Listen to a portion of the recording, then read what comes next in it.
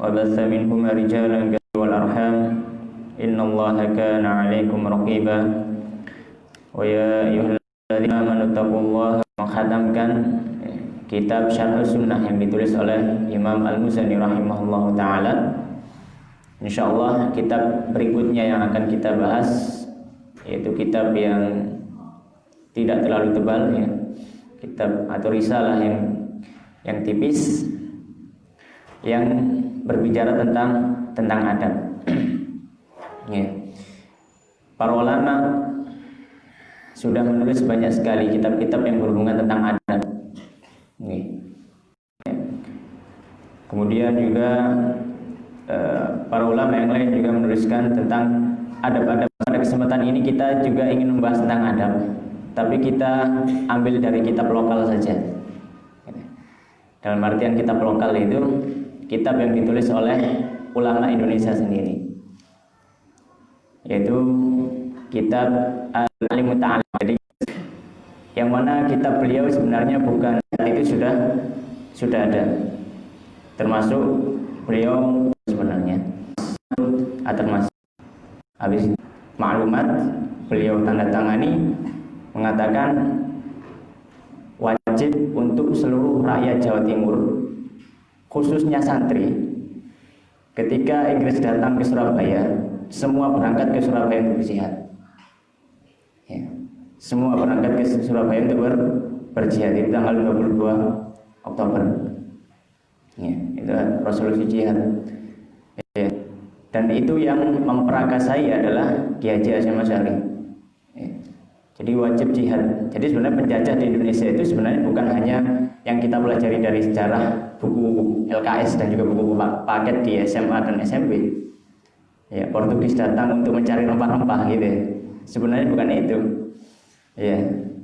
Mereka lebih dari sekedar itu. Ya. Pergerakan orang-orang Eropa, ya. Pergerakan orang-orang Eropa ke seluruh daerah timur itu bukan hanya untuk mencari rempah-rempah seperti belajar di buku SMP dan SMA.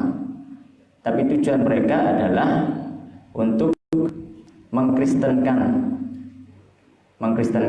kaum muslimin. Kristenisasi itu tujuan mereka sebenarnya. Ya. Kenapa? Ya. Karena pemberangkatan mereka langsung diberikan titah oleh Paus ketika itu. Ya. Paus ketika itu. Dan penjajahan di Indonesia merupakan salah satu bentuk penghancuran kaum muslimin di Indonesia. Penghancuran kaum muslimin di Indonesia. Ya, baik dari segi ekonomi dan juga dari segi pengetahuan. Ya, makanya ada istilah orientalis. Orientalis itu adalah penjajahan ilmu pengetahuan Islam yang dilakukan oleh Barat. Mereka menyamar menjadi seorang guru, seorang alim. Tujuannya adalah untuk menggerogoti Islam itu dari dalam. Ya. Baik, itu adalah Mbah Hasyim Asy'ari yang mana beliau adalah pendiri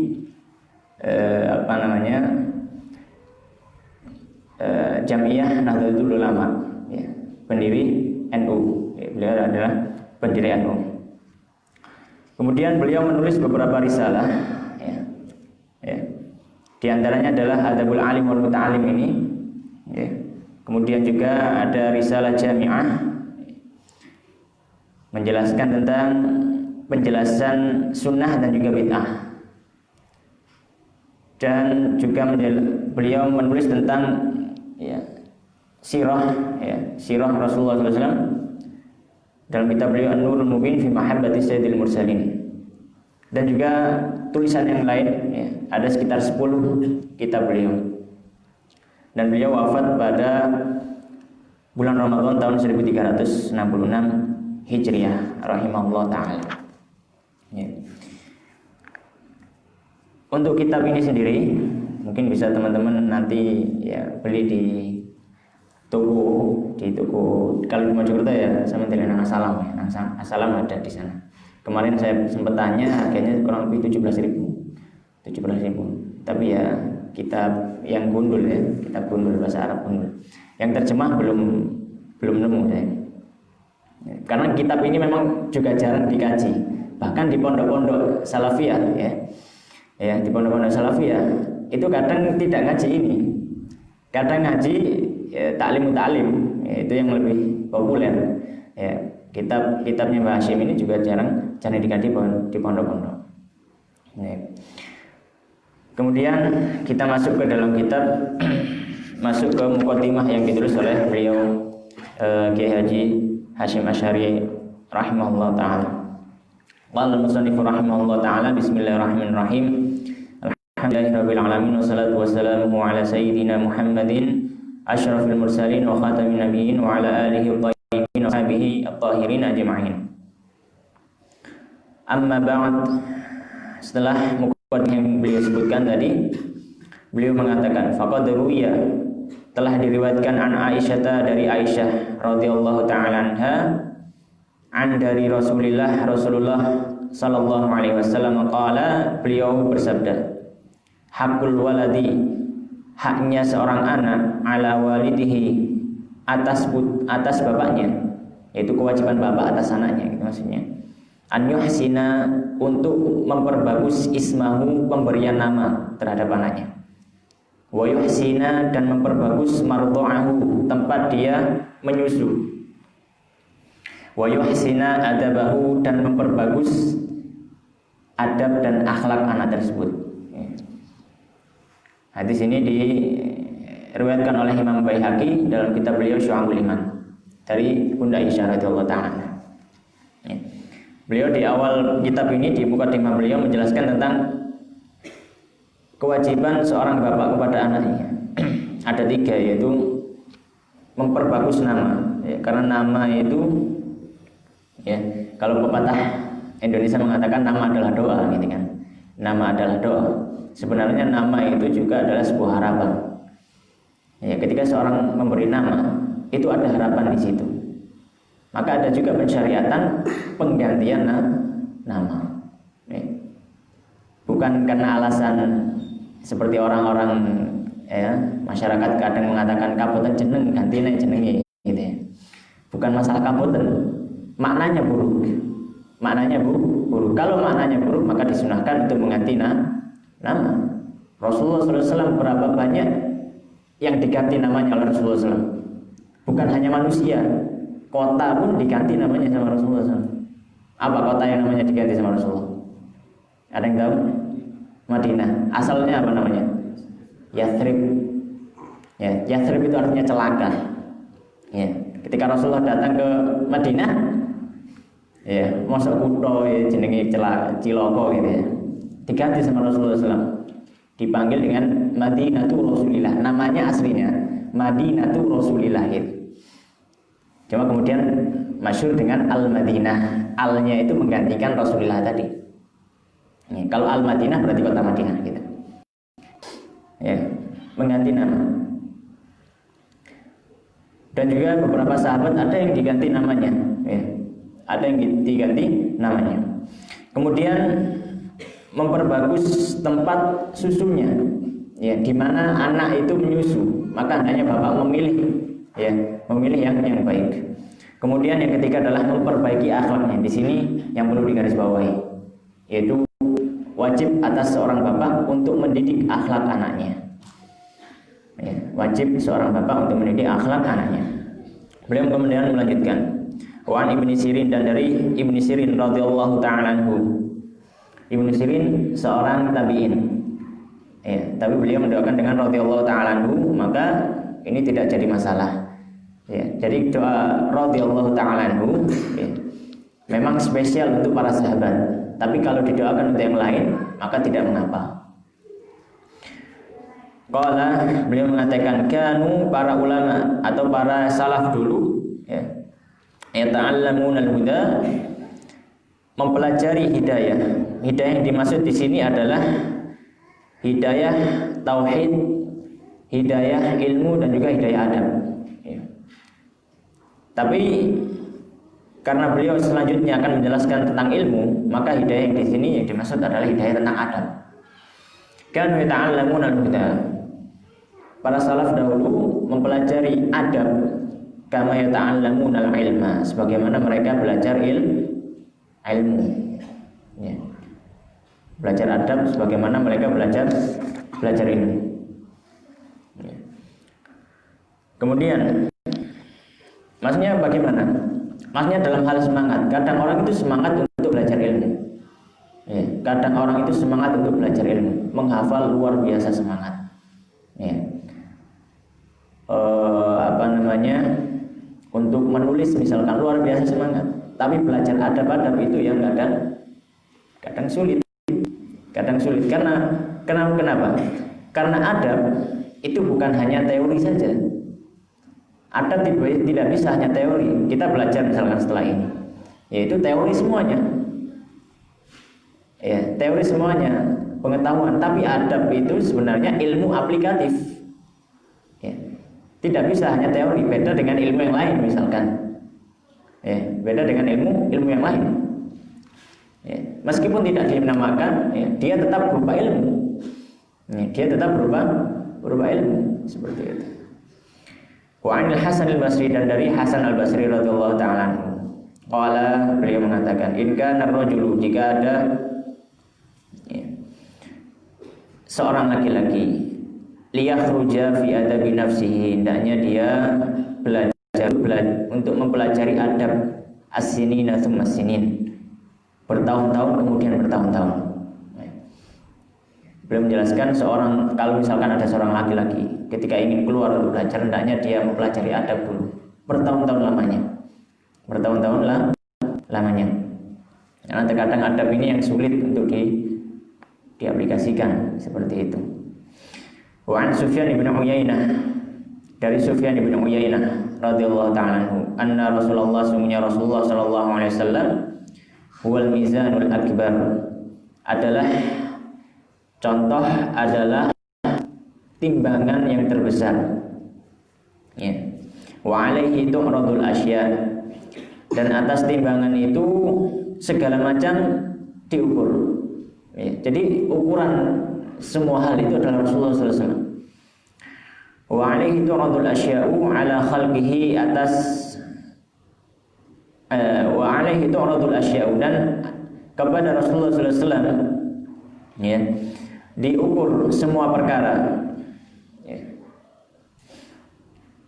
Ala khuluqihi, ya, diukur dengan akhlaknya Rasulullah SAW, wasiratihi, dan kepribadian Rasulullah SAW, wa hudahu, dan petunjuk Rasulullah SAW. Fama wafaqaha, barang siapa yang mencocoki dengan petunjuk dan juga keadaan Rasulullah SAW, fahuwal haq, maka itu adalah kebenaran. Wa ma khalafaha, barang siapa menyelisih apa yang dibawa Rasulullah SAW, fahuwal batil, maka itu adalah kebatilan. Ya, maka Rasulullah SAW harus menjadi cermin, menjadi suri tauladan, menjadi tolak ukur apa yang kita lakukan. Itu adalah Rasulullah SAW sebagaimana yang dikatakan oleh Sufyan bin Uyainah. Wa an Habib Asy-Syahid, dari Habib Asy-Syahid, qala, beliau mengatakan ini kepada anaknya, ashibil fuqaha'a, bertemanlah dengan para ahli fikih, wa ta'allam minhum, dan belajarlah dari mereka adabahum, adabnya.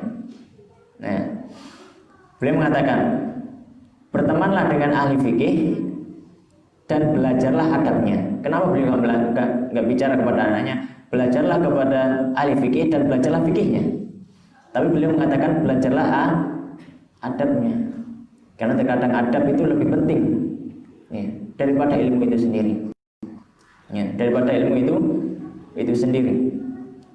Ya. Ketika seorang itu memiliki ilmu dahulu sebelum adabnya, maka dia bisa masuk ke dalam berbagai macam kebinasaan. Bisa sombong di situ, bisa mudah lisannya mencela orang lain, ya, bisa hatinya menjadi keras, berbagai macam, karena adabnya belum matang. Tapi ketika dia belajar adab kemudian baru ilmu, maka insya Allah ketika dia mendapat ilmu, dia sudah bisa beradab dalam mengamalkannya. Fa inna dzalika, maka yang seperti itu, kata beliau kepada anaknya, ahabbu, lebih aku cintai, ahabbu, lebih dicintai, ilayya, kepadaku, lebih aku cintai, min katsirin, daripada mendapat banyak minal hadisi dari hadis. Beliau mengatakan mendapatkan adab yang banyak itu lebih aku cintai daripada kamu menghafalkan banyak hadis. Kalau hafal saja, kalau mendengar saja, kalau mencatat saja, ilmunya ya di situ-situ aja. Tapi kalau adab sudah dapat, sudah mancep, akan diamalkan sampai akhir hayatnya. Wa qala Ruwaym radhiyallahu ta'ala berkata Ruwaym, ya bunayya, kepada anaknya, ya bunayya, wahai anakku, ij'al ilmaka milhan wa adabaka daqiqan. Wahai anakku, jadikanlah ilmumu sebagai garam dan adabmu adalah sebagai tepungnya. Ilmu itu bumbu, adab itu adalah bahan pokoknya. Itu namanya.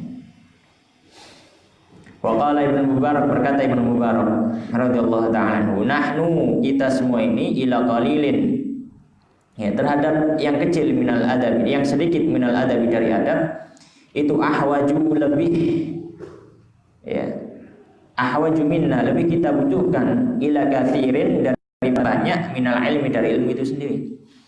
Kalau kita dapat adab sedikit, ya, itu lebih bagus daripada dapat ilmu yang banyak tanpa adab. Wakil al-Imam Syafi'i, dikatakan kepada imam kita, yaitu Imam Syafi'i rahimahullah ta'ala radhiyallahu ta'ala anhu, kaifa syahwatuka lil adab, bagaimana syahwatmu terhadap adab. Apa syahwat di sini maksudnya? Syahwat di situ maksudnya adalah keinginan yang sangat kuat. Ya. Syahwat itu keinginan yang sangat kuat, ya. Syahwat itu bukan, ya kalau di Indonesia konotasinya negatif gitu. Tapi dalam bahasa Arab sebenarnya bukan itu. Dia berasal dari kata istahayastahi. Istahayastahi itu ingin banget gitu ya, ingin banget gitu. Istahayastahi. Kaifa syahwatuka lil adab, bagaimana syahwatmu, keinginanmu terhadap adab. Faqala, maka berkata Imam Syafi'i, asma'u bil harfi minhu fatawaddu a'dha'i, ketika aku mendengar satu huruf dari hal tersebut, maka seolah-olah, ya, seluruh anggota tubuhku ini bergetar. Innalaha isma'an, sungguhnya ketika aku mendengarkannya, tatana'amu bihi, seluruh anggota tubuhku merasa nikmat.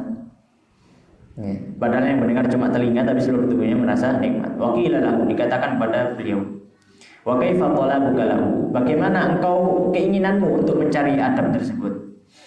Qala, Imam Syafi'i mengatakan, keinginanku untuk belajar adab seperti talabul mar'atil mudillah, seperti seorang ibu yang sedang kehilangan waladaha, anaknya. Walaysa laha, dan dia tidak memiliki ghairuhu, selain anak tersebut. Ya. Jadi sudah istilahnya anak ontang-anting gitu ya. Orang Jawa ngarani anak ontang-anting. Anak satu-satunya kemudian hilang. Bagaimana perasaan ibu itu untuk mencari, keinginannya bagaimana untuk mencari anak tersebut? Luar biasa. Maka kata Imam Syafi'i, aku belajar adab seperti, ya, keinginanku belajar adab seperti ibu tadi yang ingin mendapatkan anaknya kembali. Dalam riwayat yang lain disebutkan yang dimaksud di sini adalah ilmu, bukan adab.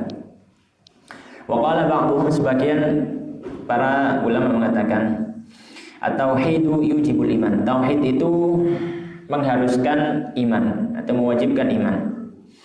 Faman la imana lahu, ya, barang siapa yang tidak ada keimanan baginya, la tauhida lahu, dia tidak punya tauhid.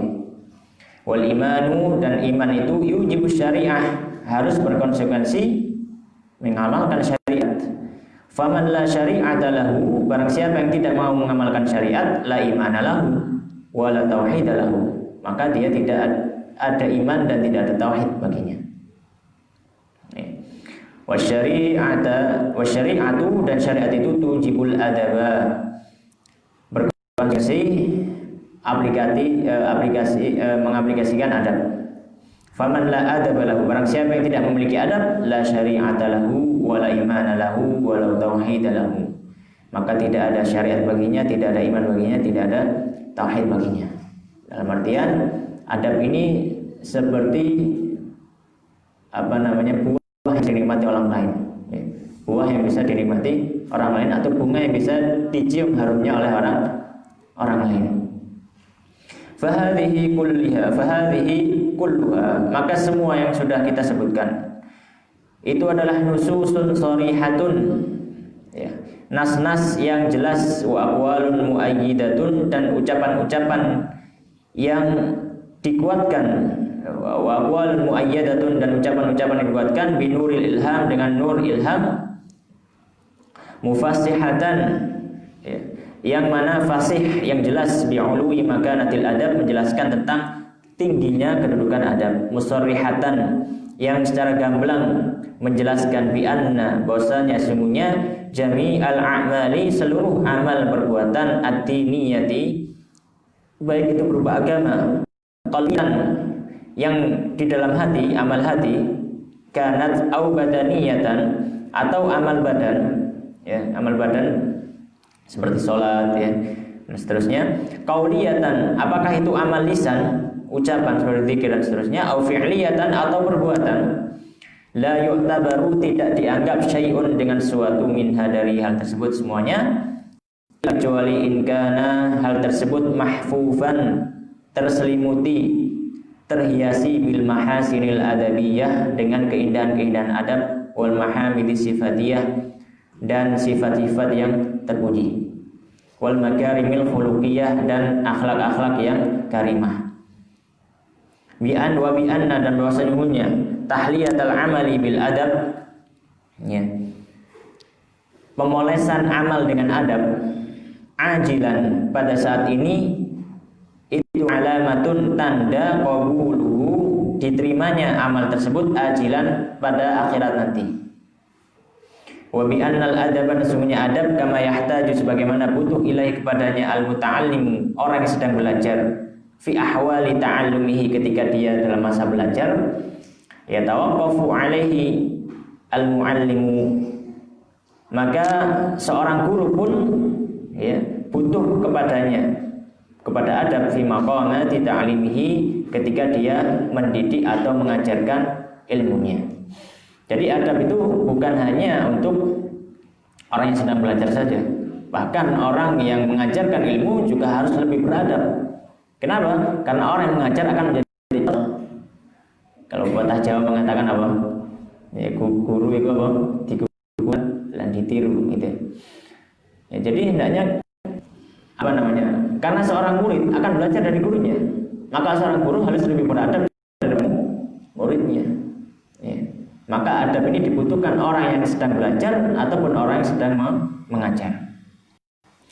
Walamma balaghat, dan ketika sampai atau berkedudukan rutbatul adab, ya, kedudukan adab ini, ila hadhil martabah, sampai ke kedudukan ini, yaitu tingginya kedudukan ini.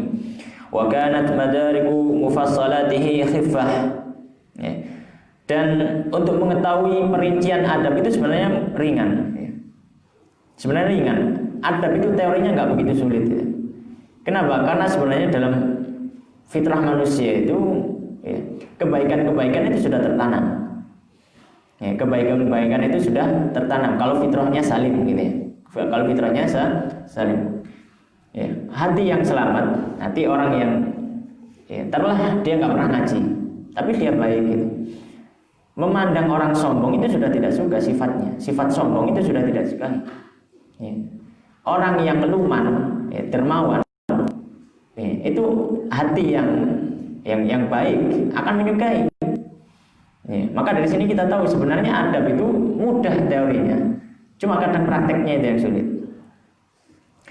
Ya, beliau mengatakan ketika adab ini sampai kepada kedudukan yang tinggi ini, dan sebenarnya gampang teorinya, da'ani, maka menyeruku, ya, atau menjadi sebab untukku, ya, ma ra'aitu, hal-hal yang aku lihat, min ihtiyaji thalabah, dari kebutuhan para santri ilahi, kepada adab ini, wa usri tikrari tauqifihim alaihi, ya, dan juga sulitnya untuk mengulang-ulangi, ya, pelajaran adab ini, ila jami'i hadhir risalah, untuk aku menulis risalah ini, tadhkiratan li nafsi, sebagai pengingat bagi diriku sendiri, walil qasirina, dan bagi orang-orang yang yang kurang atau kurang dalam adabnya, min abna'i jinsi, dari anak-anak ya, atau dari putra-putra bangsaku.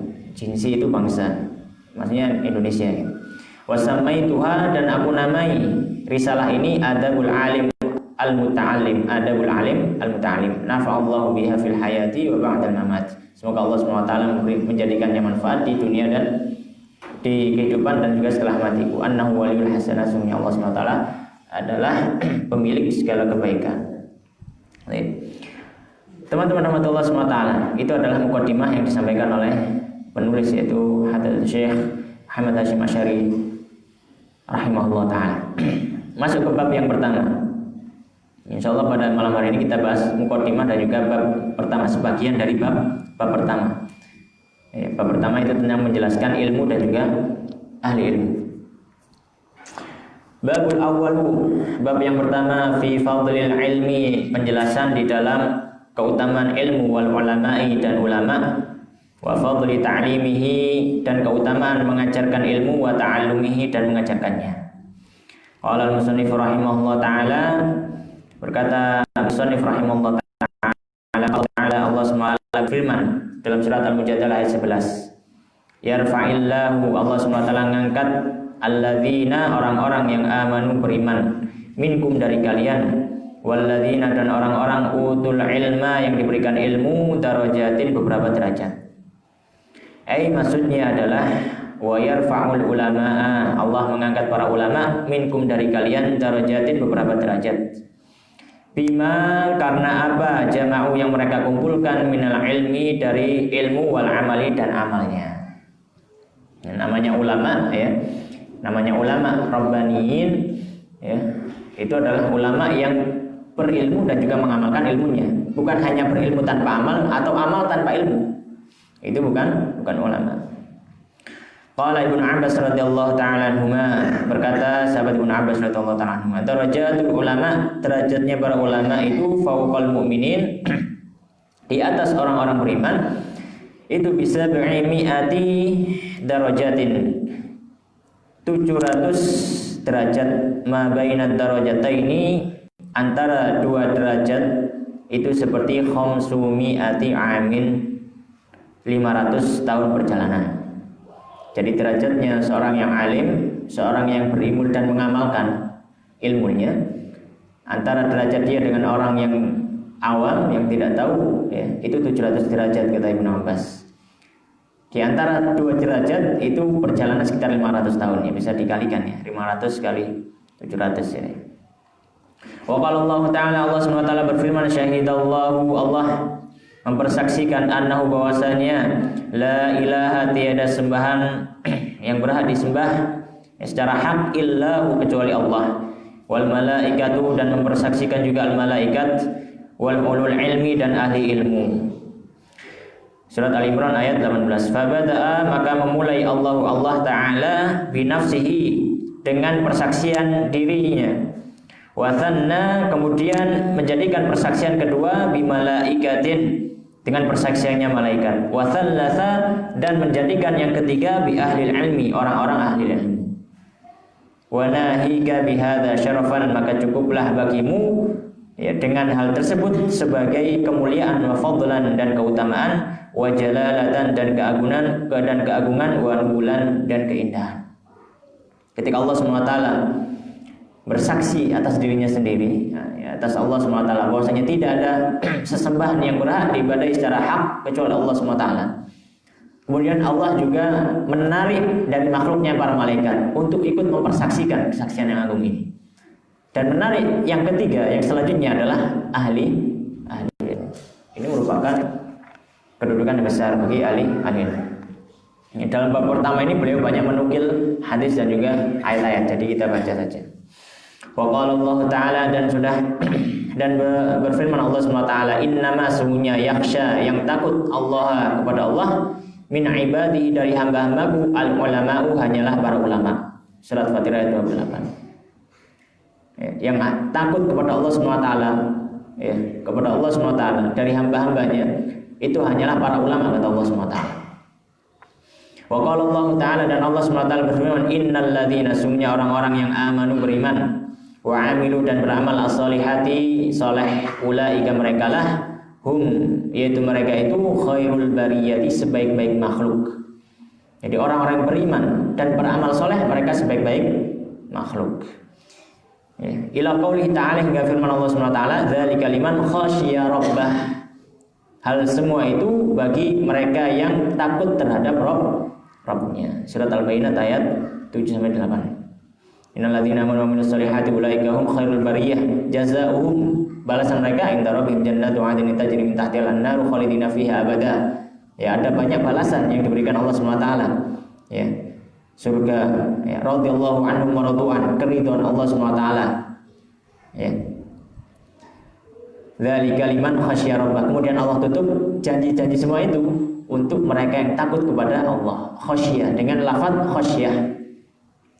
Maka beliau mengatakan, musannif, faqtadat, maka ya, jadilah al-ayatani, dua ayat ini menjelaskan dua ayat ini. Inna, sesungguhnya al-ulama, para ulama, humul ladzina, merekalah yang yakhshawna, takut Allah kepada Allah Ta'ala. Walladzina, dan orang-orang yakhshawna, yang takut Allah, hum, merekalah khairul bariyah, sebaik-baik makhluk, sebagaimana firman Allah dalam surat Al-Bayyinah. Ya. Ulaika hum khairul bariyah. Fayantaju, maka hasilnya annal ulama, bahwasanya para ulama hum khairul bariyah, adalah sebaik-baik makhluk. Kenapa? Karena dalam akhir surat Al-Bayyinah Allah SWT menyebutkan dzalika liman khasyiya rabbah. Dan Allah SWT dalam surat Fatir menjelaskan innama yakhsha Allah min ibadihi al-ulama. Yang khasyah kepada Allah itu cuma para ahli ilmu saja. Wa qala Rasulullah sallallahu alaihi wasallam, sudah bersabda Rasulullah sallallahu alaihi wasallam, man yurid, barang siapa yang menginginkan Allah, ya, barang siapa yang diinginkan Allah SWT bihi, terhadapnya, khairan, dengan satu kebaikan, yufaqihu, maka Allah SWT akan faqihkan dia fitin, dalam urusan agama.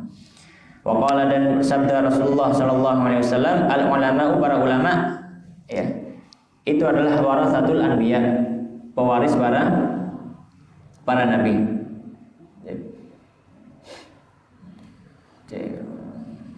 Ya, hadis diriwayatkan oleh Imam Bukhari.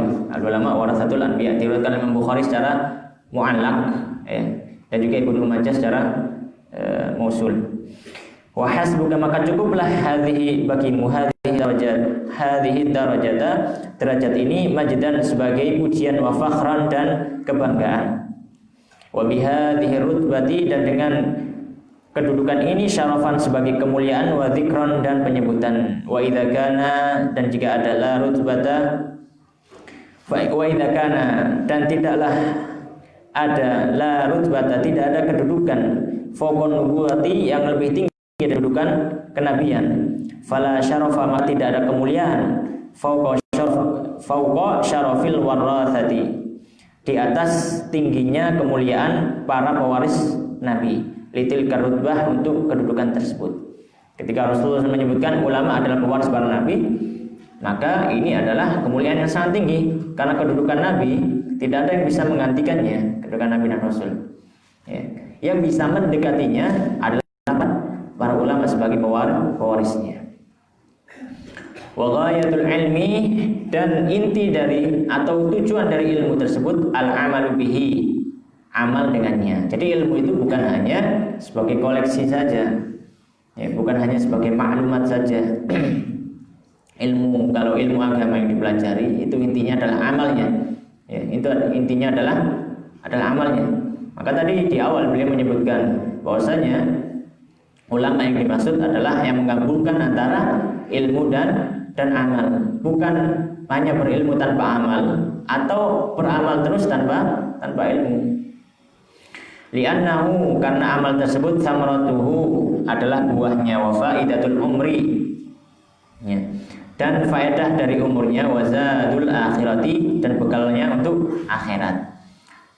Faman dhafira, maka barang siapa yang berhasil bihi, untuk mengamalkannya, sa'ida, dia akan bergembira, Wa man fatahu, barang siapa yang tidak bisa mengamalkan ilmunya, khasira, dia akan merugi. Walamma dzukira indahu, ketika disebutkan di sisi Rasulullah sallallahu alaihi wasallam, rajulani, dua orang laki-laki. Ahaduhuma, salah seorang laki-laki tersebut abidun, ahli ibadah. Wal akharu, dan yang lain alimun, ahli ilmu. Qala sallallahu alaihi wasallam, Rasulullah sallallahu alaihi wasallam dawi keduanya atau dawi para sahabat, fadlul alimi, keutamaan ahli ilmu, alal abidi, atas orang ahli ibadah, kafadli ala adnakum, itu seperti keutamaanku di atas orang yang paling bawah dari kalian. Ya, hadis yang diriwayatkan oleh Imam Tirmidzi, ya, dari sahabat Abu Umamah Al-Bahili. Ya. Ini adalah keutamaan orang yang berilmu di atas orang yang hanya ahli ibadah saja. Maka penting ngaji itu, Bang, penting. Ya. Tujuan ngaji itu apa? Supaya amal kita itu bertambah. Kalau ngajinya berhenti, ya amalnya sampai situ saja. Ya, nggak ada perkembangan dalam amalnya. Tapi kalau orang yang ngaji terus, amalnya insya Allah akan berkembang. Kalaupun ya, dia tidak bisa mengamalkan semua apa yang dia pelajari ketika ngaji, paling enggak dia sudah dapat keberkahan ketika ngaji tersebut. Paling enggak hatinya bisa terlindungi dan terlingkupi dengan rahmat Allah SWT ketika dalam ngaji tersebut. Paling tidak hatinya bisa bertambah keimanan. Waqala, dan bersabda sallallahu alaihi wasallam Rasulullah, man salaka tariqan, barang siapa yang mengambil sebuah jalan, yatluhu, dia mencari fihi, dalam jalan tersebut, ilman, sebuah ilmu, salakallahu, Allah SWT akan memberikannya, ya, fihi, pada orang tersebut, tariqan, sebuah jalan, min turqil jannah, dari jalan ke surga. Ada diriwayatkan oleh Imam Ibnu Majah dari Abu Darda, dan juga diriwayatkan oleh Imam Abu Dawud. Ya. Maka di sini juga keutamaan ilmu yang lain. Barang siapa yang berusaha untuk belajar ilmu agama maksudnya, ya, maka Allah akan memberikan jalan untuknya ke surga. Ya, maka jalan ke surga adalah dengan ngaji. Ya, ngaji itu jalannya sampai nang swarga itu. Ya, ngaji yang dimaksud seperti apa? Ya, nanti akan kita jelaskan. Ada yang dimaksud ngaji, yang dimaksud itu seperti apa. Waqala, dan sudah bersabda Rasulullah sallallahu alaihi wasallam, thalabul ilmi, belajar ilmu itu fardhatun, fardu hukumnya, ala kulli muslimin wa muslimatin, atas setiap muslim laki-laki dan perempuan. Wa talibul ilmi, dan penuntut ilmu, yastaghfiru lahu, meminta ampun untuknya, kullu syai'in, semua sesuatu, hatal hutu, sampai ikan-ikan fil bahri, yang ada di lautan. Ya, boleh mengatakan talabul ilmi faridatun ala kulli muslimin muslimatin, tapi yang maksud adalah ala kulli muslim. Ya, adapun tambahan beliau wa muslimatin, ya, itu mungkin adalah tambahan makna saja, bukan asli dari lafaz hadisnya. Adapun hadis ini secara keseluruhan, ya, atau diriwayatkan yang mirip maknanya, ya, diriwayatkan oleh Imam Ibnu Athaillah dalam kitab beliau Jami'u Bayanil Ilmi wa Fadlihi. Ya. Jadi beliau menjelaskan penuntut ilmu itu wajib. Menuntut ilmu apa? Agama. Ya, menuntut ilmu agama. Ya, wajib bagi setiap muslim. Dan keutamanya, semua makhluk ciptaan Allah akan memintakan ampun, beristighfar untuk orang yang sedang belajar ilmu agama. Sampai ikan-ikan yang ada di dalam lautan. Itu keutamaan yang luar biasa bagi penuntut ilmu agama. Wa qala sallallahu alaihi wasallam, dan sudah bersabda Rasulullah sallallahu alaihi wasallam, man ghada, barang siapa yang berpagi-pagi, li talabil ilmi, untuk belajar agama, belajar ilmu, salat, maka bersolawat alaihi, atas orang tersebut, siapa? Al malaikatu, para malaikat, wa burika, dan diberkahi lahu baginya, fi ma'isyatihi, dalam kehidupannya. Ya. Ini juga keutamaan yang lain. Beliau menyebutkan barang siapa yang berpagi-pagi untuk belajar, menuntut ilmu, ya, berpagi-pagi. Ya, ini untuk yang memang dia adalah santri, gitu ya. Jadi semangat ngaji gitu. Kalau untuk yang sambil kerja, ya mungkin Siapa yang bersore-sore gitu kan, karena kajiannya kan kemarin maghrib ya. Siapa yang bersore-sore ya, bersore-sore dalam belajar ya, melok ngaji, maka malaikat akan untuknya. Salawatnya malaikat itu maksudnya dalam mendoakan kebaikan dan juga memohonkan ampun kepada Allah SWT untuk orang tersebut. Dan Allah SWT akan memberkahi kehidupannya.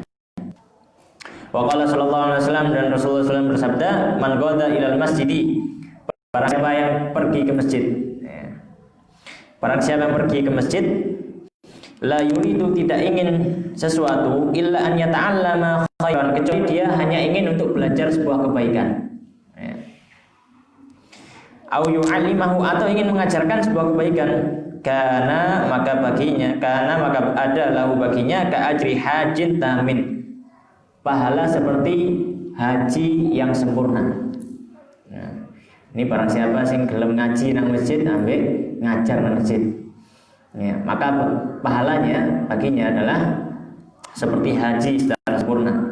Keinginan ke masjid untuk belajar, ya, keinginan ke masjid untuk ngaji, untuk belajar. Ini keinginan utamanya, bukan untuk yang lain, ya, bukan untuk yang lain. Wa qala, dan bersabda Rasulullah SAW, Waqala sallallahu alaihi wasallam, al-alimu wal muta'allimu, orang yang berilmu dan orang yang belajar, kahadhihi min hadhihi, kahadhihi min hadhihi, ini Rasulullah menyebutkan kahadhihi wa hadhihi. Orang yang berilmu dengan orang yang belajar seperti ini dan ini. Wa jama'a bainal musabbihah wallati taliha, dan beliau mengumpulkan antara dari jari telunjuknya dan juga jari manisnya. Jadi seperti ini, orang yang alim dan juga belajar ilmu agama. Syarikani fil ajr, sama-sama berbarengan dalam mendapat pahala, podo-podo oleh ganjarane. Wala khaira fi sa'irin nasi ba'du, dan tidak ada kebaikan bagi selain mereka berdua. Di sini seolah-olah tidak ada kebaikan sama sekali kecuali orang yang belajar ilmu agama dan mengajarkan ilmu agama. Diriwayatkan oleh Ibnu Majah dan juga Tabrani dalam Mu'jam Al-Kabir. Kemudian hadis yang selanjutnya, waqala sallallahu alaihi wasallam, bersabda Rasulullah sallallahu alaihi wasallam, aghdi aliman au muta'alliman, jadilah kamu seorang yang berilmu atau seorang yang mau belajar ilmu, au mustami'an, atau orang yang mau mendengar ilmu, au muhibban lidzalik, atau hanya cinta kepada ilmu. Wala takun, janganlah menjadi al-khamisah yang kelima, fatahlik, maka engkau akan celaka. Ya, dikatakan oleh Imam Bazzar, ya. Akan tapi di sini disebutkan sebuah ini adalah hadis dari Rasulullah, akan tapi yang ma'ruf ini adalah ucapan dari sahabat Abdullah bin Mas'ud. Ya, ini beliau mengatakan, jadilah kamu 4 orang ini. Ya, wis pilih salah siji. Kamu jadi orang ahli ilmu, atau jadi orang yang belajar ilmu, atau yang hanya mendengarkan ilmu, atau orang yang cinta terhadap ilmu. Jangan jadi yang kelima. Dalam artian jangan jadi yang kelima, jangan menjadi keluar dari 4 hal tadi. Ahli ilmu, ya. Atau muta'alim, santri, tadi santri. Au mustami'an, atau ya, jadi orang yang gelem ngaji teko gitu ya. Muta'alim dengan mustami agak beda, ya, agak beda. Muta'alim itu benar-benar belajar dengan sifat dawam, dengan teratur, ya, tersistematis seperti ini, di pondok seperti itu, muta'alim. Tapi mustami cukup mendengarkan gitu ya. Ya, ngaji kuping atau ngaji di masjid, ya, sambil mencatat gitu. Atau orang yang cinta, ya, kayak iso teko nang ngaji, ya, tapi dia sangat ingin untuk datang ke kajian. Ya. Paling enggak, ya, pilih dari 4 itu. Jangan jadi pilih yang kelima. Ya. Wis gak ahli ilmu, yo gak santri, yo gak tukang ngaji, yo gak kepengin ngaji. Gitu. Ya, jangan jadi yang seperti ini. Kenapa? Fatahlik, maka engkau akan celaka, kata beliau. Kemudian, ya, selanjutnya, waqala sallallahu alaihi wasallam, Rasulullah bersabda, ta'allamul ilma wa'allimuhun nas, pelajarilah ilmu dan ajarkanlah kepada manusia. Wa qala sallallahu alaihi wasallam, dan Rasulullah SAW bersabda, ya, idza ra'aitum, jika kalian melihat riyadul jannati, taman-taman surga, farta'u, maka hendaklah kalian berhenti di sana. Jika kalian melihat taman-taman surga, hendaknya kalian berhenti di sana. Faqila, maka ditanyakan, ya Rasulullah, wa Rasulullah, wa ma riyadul jannah, apa yang dimaksud dengan taman surga itu? Qala sallallahu alaihi wasallam, maka Rasulullah sallallahu alaihi wasallam menjawab, hilaqud dzikr, halaqah dzikir. Ya, halaqah dzikir, itu yang dimaksud dengan taman surga. Pertanyaannya, apa yang dimaksud halaqah dzikir? Apa yang dimaksud dengan halaqah dzikir? Maka di sini Haji Hasyim Asy'ari menjelaskan, menyebutkan yang dimaksud halaqah dzikir di sini. Beliau menukil perkataan Imam Atha. Qala Atha, berkata Atha, hiya majalisul halal wal haram. Dia adalah majelis yang mana di dalamnya belajar tentang halal dan haram. Itu yang dimaksud dengan majelis zikir yang sebenarnya dan yang terbaik. Dan yang terbaik. Kaifa tashtari, bagaimana engkau membeli? Wa kaifa tusalli, bagaimana cara engkau salat? Wa kaifa tuzaki, bagaimana cara engkau berzakat? Wa kaifa tahuj, bagaimana cara engkau berhaji? Wa kaifa tankih, dan bagaimana caranya engkau menikah? Wa kaifa tutallik, bagaimana cara mentalak? Wa ma asbaha dzalika, dan yang semisalnya. Jadi yang dimaksud halaqah dzikir, majelis zikir yang paling utama adalah ketika belajar hal-hal yang dihalalkan dan diharamkan Allah Subhanahu wa taala.